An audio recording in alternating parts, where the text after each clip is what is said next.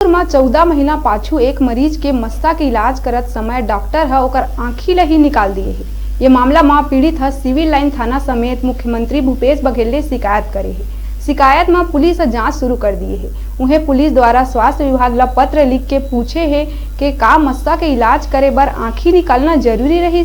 दरअसल पूरा मामला सिविल लाइन थाना क्षेत्र के वेगस हॉस्पिटल के है, जहां कान्हा सूर्यवंशी अपन शिकायत में बताइस के इमलीपारा स्थित वेगस हॉस्पिटल में ओकर नाक में मस्सा के लेजर ले ऑपरेशन करत रहिस।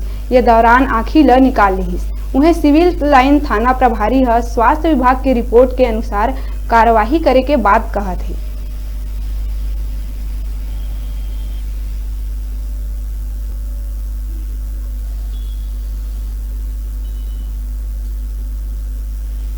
जो है नाक का मस्सा काट के निकालते थे, उसको हमको चेक कराने के लिए लेब में देते थे, जाके चेक कराने के लिए।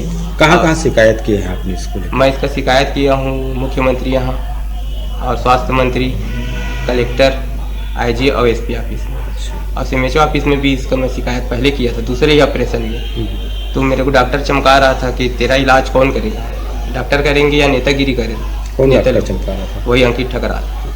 हर बार मेरे को धमकी देता था रात को, तेरा इलाज नहीं कर पाएगा कोई भी इलाज नहीं होगा। आपने कितने खर्च किया था?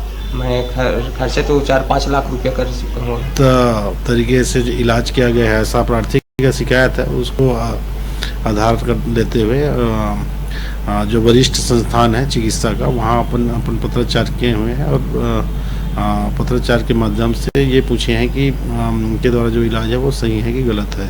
जो भी इलाज का जो भी गलत या सही पाया जाता है उस आधार पर फिर आगे की कार्रवाई।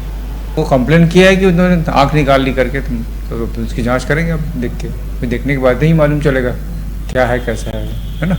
जांच करने के बाद ही जांच टीम रिपोर्ट दोगी, टीम उसके बाद ही मालूम पड़ेगा क्या होगा, क्या करना है क्या नहीं करना है।